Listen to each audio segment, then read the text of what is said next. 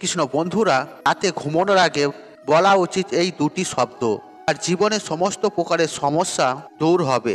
আজকে এই প্রাচীন কথার মাধ্যমে যে আমরা জানবো রোজ রাতে শোয়ার আগে কোন দুটি শব্দ বলা উচিত, আর এই শব্দে এতটা মাহাত্ম্য কেন, এবং এই দুটি শব্দ বললে মানুষের কোন কোন ফল প্রাপ্ত হয়।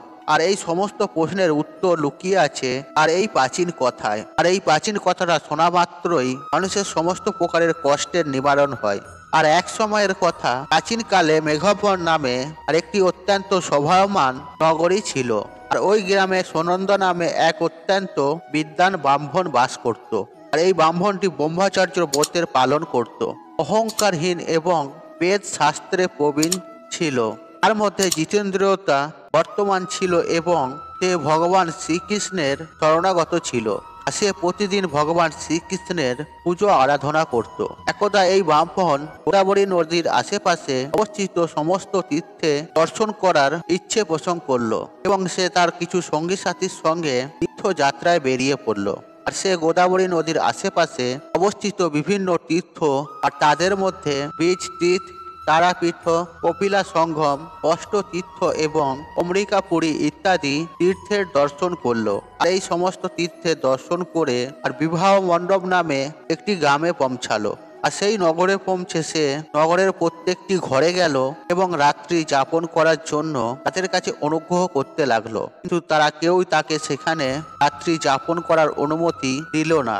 সে প্রতিটি ঘরেই যেতে লাগলো এবং সেখানে একটা রাত থাকার জন্য অনুমতি চাইতে থাকলো, কিন্তু সেই গ্রামে অবস্থিত কোনো ব্যক্তি তাদের নিজেদের গৃহে রাত্রি যাপনের অনুমতি দিলেন না।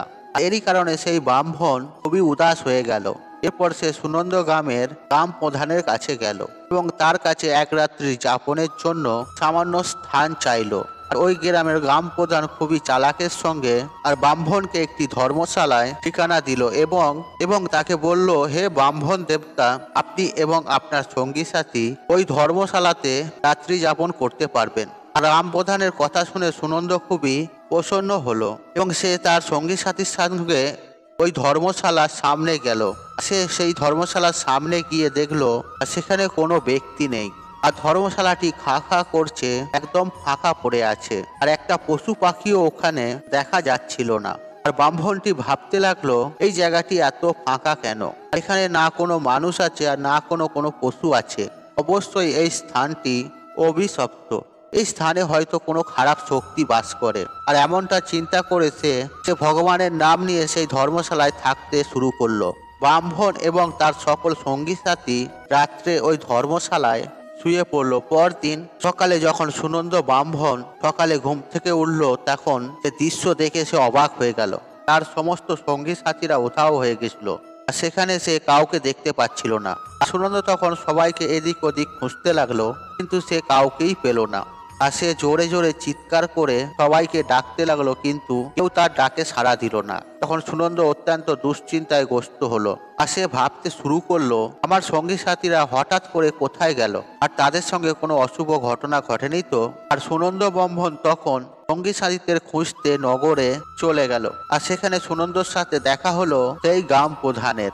যখনই গ্রাম প্রধান সুনন্দকে জীবিত দেখলো, গ্রাম প্রধান অত্যন্ত আশ্চর্য হয়ে গেল এবং সে সুনন্দর সামনে এসে বলতে লাগলো, হে বান্ধব দেবতা, তুমি তো কোনো মহাত্মা ব্যক্তি মনে হচ্ছে। আপনি একজন দীর্ঘায়ু এবং মানুষের মধ্যে পবিত্র আত্মা হিসেবে মনে হচ্ছে। ওই ব্রাহ্মণটি একাই ধর্মশালা থেকে জীবিত বাইরে বেরিয়ে এসেছিল, যার কারণে গ্রাম প্রধান ভাবলো, যেহেতু এ হচ্ছে কোনো মহান ব্যক্তি, আর এর কাছে অবশ্যই কোনো বিদ্যা ও কোনো মহামন্ত্র আছে, যার জাপ করে এই ব্রাহ্মণ জীবিত বাইরে বেরিয়ে এসেছে।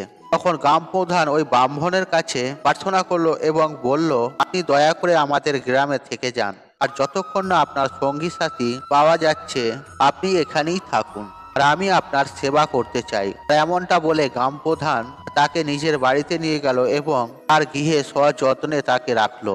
আর গ্রাম প্রধান সুনন্দ ব্রাহ্মণের অনেক সেবা করত। আর কিছুদিন যাওয়ার পর সেই গ্রাম প্রধান কাঁদতে কাঁদতে ব্রাহ্মণের কাছে এলো এবং বলতে লাগলো, হে ব্রাহ্মণ দেবতা, রক্ষা করো। কাল রাতে একটি রাক্ষস এসেছিল এবং সে আমার ছেলেকে খেয়ে নিয়েছে। আর আমার ছেলে খুবই গুণবান এবং ভক্তিমান ছিল। আর গ্রাম প্রধানের এমন কথা শুনে সুনন্দা ব্রাহ্মণ বলল, কোথায় সেই রাক্ষস এবং কি প্রকারেই সে বা তোমার ছেলের ভক্ষণ করলো? তুমি আমাকে বলো ওই রাক্ষসটি কোথায় থাকে, আমি অবশ্যই তোমার সাহায্য করতে চাই। তখন সেই গ্রাম প্রধান বলতে লাগলো, হে ব্রাহ্মণ দেবতা, আর এই গ্রামেরই পাশে বনে এক ভয়ঙ্কর নরভক্ষণকারী দানব থাকে। সে রোজ রাতে এসে এই নগরের মানুষদেরকে খেয়ে ফেলতো। এরপর একদিন সমস্ত গ্রামবাসীরা ওই রাক্ষসের কাছে বিনতি করলো যে এই গ্রামের লোকেদের যেন না খায়, তারা তার জন্য খাদ্যের ব্যবস্থা করে দেবে। যারা বাইরে থেকে এই গ্রামে থাকার জন্য এখানে আসে তাদেরকে আমরা ওই ধর্মশালায় থাকতে বলবো এবং তুমি তাদেরকে রাত্রে ভক্ষণ করে নেবে। এরপর রাক্ষসটা আমাদের কথা মেনে নিল এবং তারপর থেকেই এই গ্রামে অচেনা কেউ থাকতে আসলে তাদেরকে আমরা ওই ধর্মশালায় পাঠিয়ে দিই। এমনটা আমরা এই গ্রামের লোকেদের রক্ষা করার জন্য করেছিলাম। এরপর হে ব্রাহ্মণ দেবতা, আপনি আপনার সঙ্গীদের সঙ্গে এই গ্রামে আসলেন। আমরা আপনাকে ওই ধর্মশালায় থাকতে বললাম যাতে রাক্ষসটা আপনার সঙ্গী সাথীদের ভক্ষণ করতে পারে। দয়া করে আপনি আমাকে ক্ষমা করুন, আমি নগরবাসীর প্রাণ রক্ষাতেই এমনটা করেছিলাম। কিন্তু সেই দিন সেই রাক্ষসটি আপনাকে ছেড়ে সবাইকে খেয়েছে। আর তখনই আমি জেনে গিয়েছিলাম আপনি কোনো সাধারণ মানুষ নন, আপনি একজন মহাত্মা ব্যক্তি। এরপর সেই গ্রাম প্রধানটি বলে, হে ব্রাহ্মণ দেবতা, কালকে আমার ছেলের একটি মিত্র এসেছিল, কিন্তু আমি তাকে চিনতে পারিনি এবং তাকেও রাত্রি যাপনের জন্য ওই ধর্মশালায় পাঠিয়ে দিয়েছিলাম। এরপর আমার ছেলেটা যখন জানতে পারলো তার মিত্র ওই ধর্মশালায় রাত্রি যাপন করতে গেছে, সেও তার সাথে সাক্ষাৎ করতে সেখানে চলে যায়। রাত্রে রাক্ষসটি আমার ছেলেকেও খেয়ে নেয়। এরপর সেই ব্রাহ্মণটি বলল, হে ভাই, ওই রাক্ষসটি কোথায় থাকে, তুমি আমাকে তার কাছে নিয়ে চলো।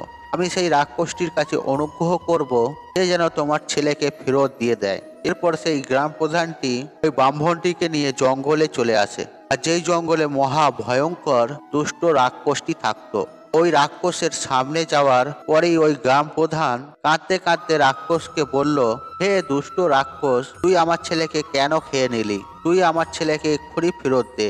আর রাক্ষসটি উত্তরে বলল, গ্রাম প্রধান, তোর ছেলেও সেদিন ওই ধর্মশালায় ছিল, এই কারণে সেও অন্যান্য ব্যক্তিদের মতোই আমার খাদ্য পরিণত হয়েছে।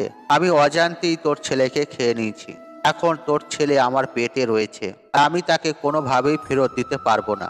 এখন তুই শুধু একটাই কাজ করতে পারিস, তোর ছেলের মুক্তির জন্য তুই উপায় কর। তখন সেই গ্রাম প্রধানটি বলল, হে রাক্ষস, এখন তুই আমাকে বল, আমি আমার ছেলের জন্য কি মুক্তির উপায় করব। ওর মৃত শরীরটিও তো আমার কাছে নেই, তুই তো ওকে খেয়ে নিয়েছিস। আমি আমার ছেলের শরীরকে কিভাবে প্রাপ্ত করব। এরপর সেই রাক্ষসটি গ্রাম প্রধানকে বলল, হে গ্রাম প্রধান, এর জন্য আমি তোকে একটা উপায় বলছি। তোর গ্রামে একজন পবিত্র ব্রাহ্মণ থাকতে এসেছে।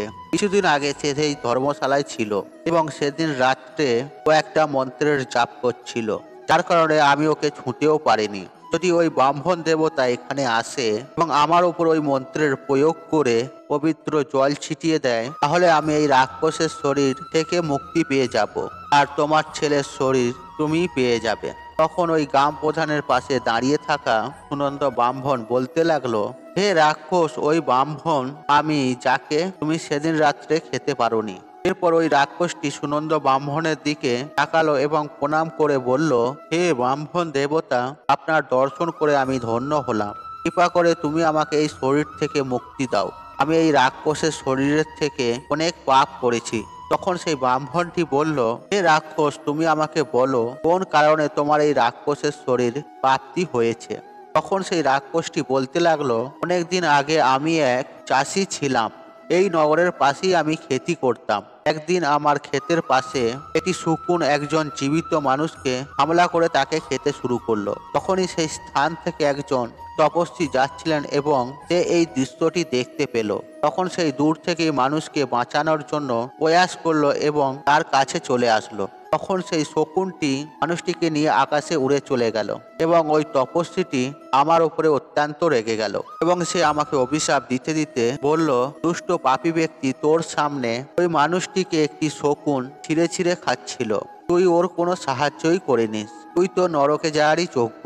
যে ব্যক্তি অপর দরিদ্র ব্যক্তি অর্থাৎ অসহায় ব্যক্তিকে দেখে তাকে সাহায্য না করে সেখান থেকে চলে যায়, তাকে যমের দূতেরা কুম্ভীপাক নামক নরকে ফেলে দেয়। আর যে ব্যক্তি শক্তিশালী হওয়ার সত্ত্বেও চোর এবং ডাকাতের কবলে পড়ে থাকা মানুষকে রক্ষা না করে সেখান থেকে চলে আসে, আর সে অবশ্যই নরকে পতিত হয় এবং দ্বিতীয় জন্মে শিয়াল হয়ে জন্মায়। যে বাঘ, ভূত, প্রেত, রাক্ষস, বেতাল আদি কষ্টপ্রাপ্ত মানুষকে সাহায্য করে না, তাকে হত্যার সমানই পাপের ভাগীদারি হতে হয়। হে দুষ্ট ব্যক্তি, তুই ওই মানুষটিকে সাহায্য করতে পারতিস কিন্তু করিসনি, তাই তুইও একজন মহাপাপী। আমি তোকে অভিশাপ দিচ্ছি যে তুই রাক্ষসে পরিণত হবি। আর ওই তপস্বী দ্বারা এরকম অভিশাপ প্রাপ্ত হওয়ার পর আমি অত্যন্ত ভীত হয়ে গেলাম এবং ওই তপস্বীর কাছে আমি ক্ষমা যাচনা করলাম। তা আমি তাকে বললাম, হে তপস্বী, আমার ধ্যান ক্ষেত রক্ষা করার দিকে ছিল, এই কারণে আমি এই শকুনটিকে দেখতে পাইনি, তাই আমি জেনে বুঝে এমনটি করিনি, দয়া করে আপনি আমাকে ক্ষমা করুন। তখন সেই তপস্বী আমার কথা বুঝলো এবং আমাকে ক্ষমা করলো। বলল, যখন কোনো সিদ্ধ ব্রাহ্মণ তোমার উপরে একটি বিশেষ মন্ত্র প্রয়োগ করে পবিত্র জল ছিটাবে, তখনই তুমি এই নরক জীবন থেকে রক্ষা পাবে।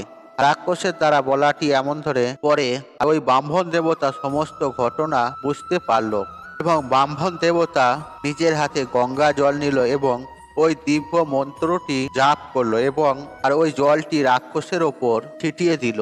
আর পবিত্র জলের ছোঁয়ায় রাক্ষসের শরীরটি সেখানেই নষ্ট হয়ে গেল এবং তার শরীর থেকে সমস্ত মৃত ব্যক্তিদের আস্তে আস্তে বেরিয়ে আসলো। আর এই সকল ব্যক্তিদের মধ্যে গ্রাম প্রধানের ছেলেটিও ছিল। আর ওই মন্ত্রের প্রভাবে রাক্ষসটির সঙ্গে সঙ্গে সেই সকল ব্যক্তিরাও মুক্তি পেয়ে গেল এবং সকলেই দিব্য বিমানে বসে বিষ্ণু লোক প্রাপ্তি করলো। এরপর সেই গ্রাম প্রধান ব্রাহ্মণটিকে জিজ্ঞাসা করলো, হে ব্রাহ্মণ দেবতা, কৃপা করে আপনি বলুন এই মন্ত্রটি কি? এমন কোন মন্ত্র যার প্রভাবে ওই দুষ্ট রাক্ষসেরও মুক্তি মিলল? আর ব্রাহ্মণটি বলতে লাগলো, হে গ্রাম প্রধান, এই মন্ত্র আমি আমার গুরুর দ্বারা পেয়েছি। আর যে মানুষ রোজ রাত্রে ঘুমানোর আগে এই মন্ত্রের জাপ করে তার জীবনে কোনো জিনিসের ভয় থাকে না, তার সকল কষ্টই সমাপ্ত হয়ে যায়। ভূত, প্রেত, রাক্ষস, পিশাচ ইত্যাদি কোনো রকমের খারাপ শক্তি তাদের কাছে আসতে পারে না। আর এই মন্ত্রটি হলো হর হর মুকুন্দে। আর আমি রাত্রে রোজ শোয়ার আগে এই মন্ত্রটি উচ্চারণ করি। আর এই মন্ত্রের উচ্চারণে মাত্রই মন শান্ত হয়, মন থেকে সকল প্রকারের ভয় নষ্ট হয়, জীবনে সমস্ত প্রকারের সমস্যা সমাধান হয়। যে ব্যক্তি রোজ রাত্রে শোয়ার আগে এই মন্ত্রের উচ্চারণ করে সে ব্যক্তি তার জীবনে সুখ, সমৃদ্ধি, ধন সম্পত্তি প্রাপ্তি করে। তার যে কোনো মনস্কামনা থাকুক না কেন, তা যদি পবিত্র হয় তা অবশ্যই পূর্ণ হবে। আর এই মন্ত্রটি উচ্চারণ করা মাত্রই মানুষের সকল পাপ নষ্ট হয়। আর এই প্রকারে ওই ব্রাহ্মণটি গ্রাম প্রধানকে এই মন্ত্রের উপকারিতা সম্বন্ধে বলল। তারপর থেকে সেই গ্রাম প্রধান প্রতিদিন এই মন্ত্র জপ করতে লাগলো। তাহলে বন্ধুরা, এই প্রকারে একটি মাত্র শক্তিশালী মন্ত্র উচ্চারণ মাত্রেই সেই ব্রাহ্মণটিকে ওই ভয়ঙ্কর রাক্ষসও ছুঁতে পারেনি।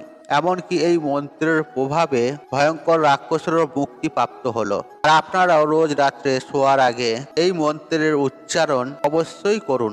বন্ধুরা, আশা করছি এই তথ্যটি আপনাদের ভালো লেগেছে। তাহলে ভিডিওতে একটি লাইক করুন, কমেন্ট করুন, এটি শেয়ার করুন, বন্ধু বান্ধব আত্মীয়জনদের সাথে শেয়ার অবশ্যই করবেন। মনে রাখবেন, আপনার একটি শেয়ার অনেক মানুষকে উপকৃত করে তুলতে পারে। আর আপনি যদি আমার চ্যানেলে নতুন হয়ে থাকেন তাহলে চ্যানেলটি অবশ্যই সাবস্ক্রাইব করুন এবং পাশে থাকা নোটিফিকেশন অন রাখুন, কারণ এই রূপ নিত্য নতুন ভিডিও সবার আগে দেখার জন্য। ঈশ্বর আপনার মঙ্গল করুক, আপনি সুস্থ থাকুন, নিরোগ থাকুন, আপনার দিন মঙ্গলময় হোক। হরে কৃষ্ণ কৃষ্ণ কৃষ্ণ হরে হরে।